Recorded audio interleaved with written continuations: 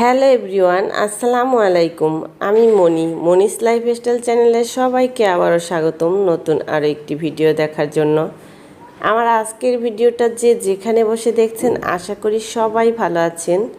আমরাও ভালো আছি আলহামদুলিল্লাহ। আজকে সকালবেলা ঘুম থেকে উঠেই দেখি আকাশটা অনেক মেঘলা, আর এই তো ঝড়ো হাওয়া বইছে কিছুক্ষণ ধরে। অফ ক্যামেরায় সকালের নাস্তাটা করে নিয়েছি আর এক কাপ চাও খেয়ে নিলাম। সকালের নাস্তার পরে তো সব কাজ গুছিয়ে নিয়েছি। আমি দেখা যায় কি সকালের নাস্তার পরে সাথে সাথে চা খেতে পারি না, ভালো লাগে না আমার কাছে। আমি নাস্তার পরে সব কাজ গুছিয়ে রান্নাঘরের সব কাজ শেষ করে তারপর রিল্যাক্সে চা খাই। আর এই তো চলে আসলাম আবারও রান্নাঘরে, যেহেতু চা খেয়েছি চায়ের কাপগুলো একটু ধুয়ে নিই। আমার ভিডিওটা যারা ক্লিক করে দেখা শুরু করে দিয়েছেন, এখন পর্যন্ত আমার সাথে আছেন। ভিডিওটা যদি আপনাদের কাছে ভালো লেগে থাকে প্লিজ একটা লাইক দিতে ভুলবেন না।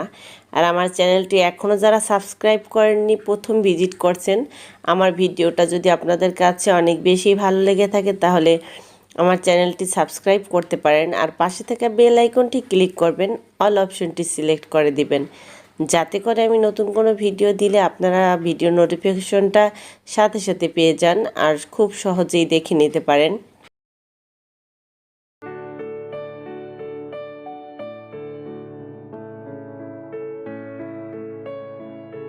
সব কাজ গুছিয়ে রান্না করতে গেলে দেখা যায় রান্নার পরে অতটা কষ্ট হয় না।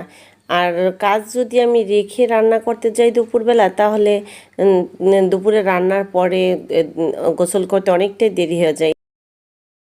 আর যদি কাজে একটু অলসতা করা যায় তাহলে তার কোনো কথাই নেই, তাহলে তো ওই দিন সন্ধ্যা হয়ে যাবে কাজ শেষ করতে করতে। আর আগে দেখা যেত কি অনেক সময় আমি সকালে নাস্তার পরে একটু রেস্ট নিতাম বা একটু টিভি দেখতাম, বসে থাকতাম। ওই বসে থাকাতে আরাম করাতেই দেখা যেত আমার অনেক কষ্ট হয়ে যেত। দুপুরবেলা আমি সব কাজগুলো এত তাড়াহুড়া করে করতে হতো, সেজন্য এখন আর সকালে খাওয়া দাওয়ার পর 1 মিনিটও কোথাও দাঁড়াই না। সকালের নাস্তার পরে তো বাসার সমস্ত কাজ সেরে নিয়েছি অফ ক্যামেরায়।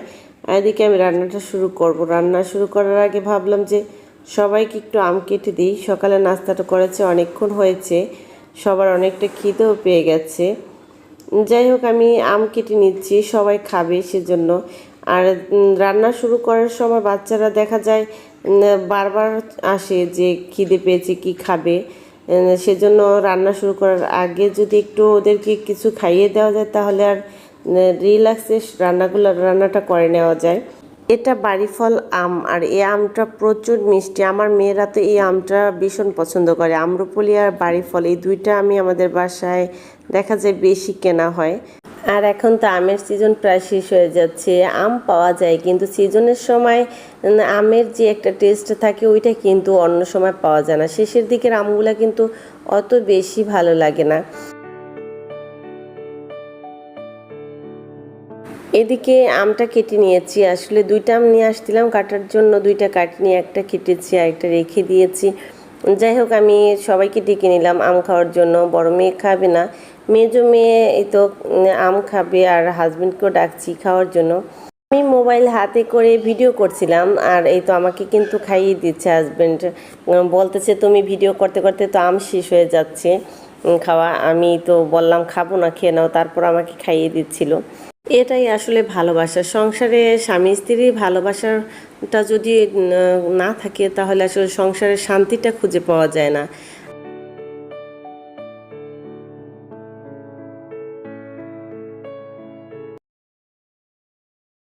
মুগ ডাল সেদ্ধ করে ব্লেন্ডিং করে নিয়েছি আর কিছুটা আমি রেখে দিয়েছি।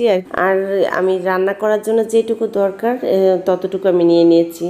আর আমি কিন্তু চুলায় পানিটা বসিয়ে দিয়েছিলাম, এক চুলায় ভাত বসিয়েছি আর এদিকে পানি বসিয়ে দিয়েছি।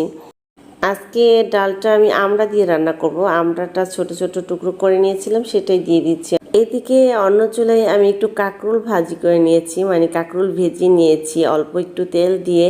আর কাঁকরোলের সাথে কিছু কাঁচামরিচ দিয়ে আমি কাঁকরোলটা ভেজে নিয়েছি, ভর্তা করব। ডাল রান্না বসিয়ে দিয়ে দেখা যায় রান্নার বাকি জিনিসগুলো আমি সব গুছিয়ে নিয়েছি। যাই হোক ডাল রান্নাটা হয়ে গেছে, বাগার দিয়ে আমি এই তো বেড়ে নিয়েছি অফ ক্যামেরায়। আর এদিকে মুরগির মাংস রান্না করার জন্য আমি সব রেডি করে নিয়েছি। আজকে সমস্ত মশলা হাতে মাখিয়ে তারপর মুরগির মাংসটা রান্না করব। আমি প্যানের মধ্যে পেঁয়াজ দিয়ে তেল দিয়ে এরপরে সমস্ত মশলা দিয়ে দিয়েছি পরিমাণ মতো, স্বাদ মতো। আমরা যেহেতু একটু ঝাল পছন্দ করি, আসলে ঝাল করেই রান্নাটা করব। মশলাগুলা পেঁয়াজের সাথে মাখানোর পরে মনে হচ্ছে তেল একটু কম হয়ে গেছে, আর একটু তেল দিয়ে দিচ্ছি। আমরা কিন্তু রান্নায় সবসময় সরিষার তেলটাই ব্যবহার করি। পেঁয়াজের সাথে মশলাটা ভালোভাবে মেখে চিকেনগুলা দিয়েও আমি মেখে নেব ভালোভাবে, যাতে চিকেনের সাথেও মশলাগুলা ভালোভাবে মিলে যায়। যাই হোক, প্রতিদিন তো আমি দেখা যায় মুরগির মাংস মাখিয়ে রান্না করলে মেখে তারপর কিছুক্ষণ রেখে দিই। আজকে যেহেতু আমার হাতে সময় একদম কম, আমি মাখিয়ে তারপর সাথে সাথে চুলাটা অন করে রান্নাটা বসিয়ে দিয়েছি।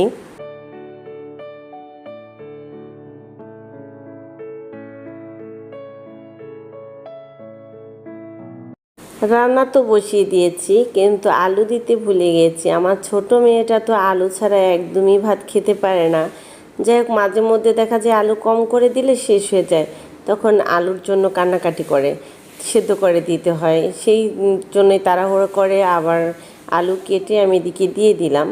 মিষ্টি কুমড়া কেটে নিয়েছিলাম, পেঁয়াজ কাঁচামরিচ দিয়ে দিচ্ছি সাথে। আর এদিকে যে চুলায় আমি কাঁকরোলটা ভেজে নিয়েছিলাম, ওই তেলের মধ্যে আর একটু তেল দিয়ে শুকনো মরিচ ফোড়ন দিয়ে আমি মিষ্টি কুমড়া ভাজিটা বসিয়ে দিলাম। আর এদিকে কাঁকরোলটা ভেজে নিয়েছি, সেটা আমি এখানে রেখে দিলাম। কাঁকরোল ভর্তাটা বানাবো। আমাদের বাসায় সবাই কাঁকরোল ভর্তাটাই পছন্দ করি। কাঁকরোল ভাজি করলে কেউ খেতে চায় না, সেজন্য কাঁকরোল ভর্তাটাই পছন্দ করে, যেহেতু এটাই করে দিই। ভর্তাটা বানানোর জন্য আমি 3টা শুকনো মরিচ ভেজে নিয়েছি, কারণ কাঁকরোল ভাজার সময় আমি কিন্তু কাঁচামরিচ ভেজে নিয়েছিলাম কয়েকটা। যাই হোক, আমি এই শুকনো মরিচগুলো একটু হাত দিয়ে ডলে এভাবে ভেঙে নেব। আর পেঁয়াজ কেটে নিয়েছি, কাঁচা পেঁয়াজ কেটে নিয়েছি কিছু। আর কাঁচামরিচগুলো আমি কাঁকরোল থেকে নিয়ে এখানে আমি এভাবে মিশিয়ে নেব সুন্দরভাবে। ভর্তাটা আর কি যেভাবে করে আর কি, সেটা তো আপনাদের দেখে দেখে বুঝে নিতে হবে আমি ভর্তাটা কীভাবে করছি। যাই হোক, আমি পেঁয়াজ মরিচ সব কিছু ভালোভাবে মিশিয়ে নেব। লবণও কিন্তু দিয়েছিলাম আমি একটু, যেহেতু কাঁকরোল ভাজার সময় লবণ দিয়েছি, সেজন্য সামান্য পরিমাণে লবণ দিয়েছি। যে কোনো ভর্তার ক্ষেত্রে কিন্তু সরিষার তেলটাই ভর্তার স্বাদটা অনেক গুণ বাড়িয়ে দেয়। সরিষার তেল ছাড়া কিন্তু ভর্তাটা অপূর্ণ। যাই হোক, আমি সব কিছু ভালোভাবে একসাথে মিশিয়ে নেব। কাঁকরোলটাও আমি হাত দিয়ে একটু ভেঙে নেব। যারা এই ভর্তাটা খেয়েছেন তারা তো এর টেস্টটা জানেন, কিন্তু যারা খাননি তারা অবশ্যই একবার ট্রাই করবেন, তাহলে বুঝতে পারবেন এই ভর্তাটা কতটা মজা। আর খুব সহজেই ভর্তাটা বানিয়ে নেওয়া যায়। যাই হোক, আমার ভর্তাটা হয়ে গেছে, আমি এখানে একটা বাটিতে নিয়ে নিয়েছি। ভর্তাটা বানাতে বানাতে আমার এদিকে সব রান্নাই প্রায় হয়ে গেছে। মিষ্টি কুমড়া ভাজিটা হয়ে গেছে, সেটা আমি এই তো বাটিতে সার্ভ করে নিচ্ছি। আর চিকেনটাও আমার রান্না হয়ে গেছে, আমি সব কিছুই অফ ক্যামেরায় রেডি করে নিয়েছি। আর এদিকে কাঁকরোল ভর্তার সাথে 2টা শুকনো মরিচ ভেজে দিয়ে দিয়েছি, একটু দেখতে সুন্দর লাগে সেই জন্য। যাই হোক, আমার সব খাবারগুলা রেডি করে নিয়েছি। সিম্পল আয়োজনের রান্নাগুলোটা আপনার কেমন লাগলো অবশ্যই কমেন্ট করে জানাতে ভুলবেন না। আজ এখানেই বিদায় নেব। সবাই ভালো থাকবেন, সুস্থ থাকবেন। আল্লাহ হাফেজ।